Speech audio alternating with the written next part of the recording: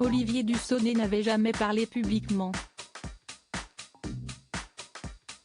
Mais vendredi 24 mars, alors que l'impopulaire réforme des retraites vient d'être adoptée, le décrié ministre du Travail a choisi de parler à cœur ouvert de son homosexualité au magazine Têtu.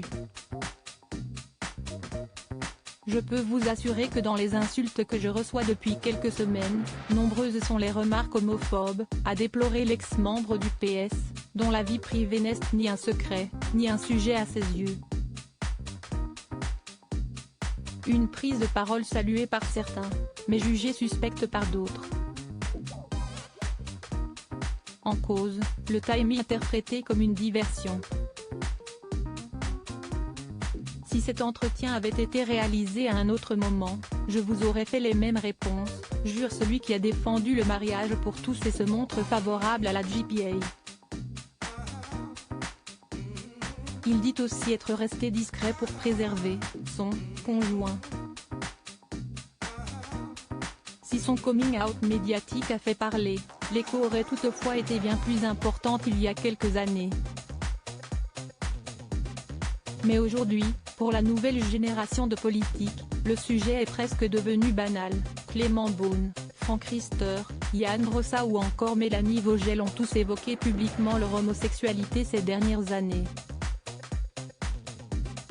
Preuve que les mentalités ont évolué dans la société comme dans le milieu politique.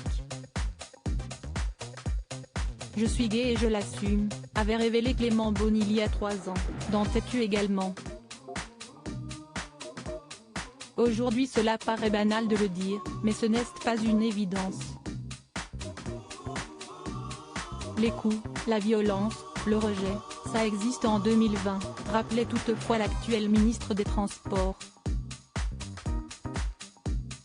Pour son collègue Gabriel Attal, l'épisode a été plus violent. Il a d'abord vu Juan Branco, son ex-camarade de classe, outer sa relation avec Stéphane Séjourné, avant de ne parler publiquement. Florian Philippot a de son côté été outé par Closer en 2014. Mon homosexualité n'est pas un problème. Je suis un homme moderne, je vis au XXIe siècle, dira-t-il 2 ans plus tard. Supérieur à découvrir notre diaporama sur les politiques qui ont parlé de leur homosexualité. Bertrand Delanoë, le premier coming out remarqué en politique des années plus tôt, c'est Bertrand Delanoë qui a marqué les esprits. Alors qu'il vise la mairie de Paris, le socialiste ose révéler son homosexualité dans l'émission Zone Interdite, en novembre 1998. Un devoir de solidarité envers les homos, estime-t-il, 1 an avant que le Pacs ne soit voté.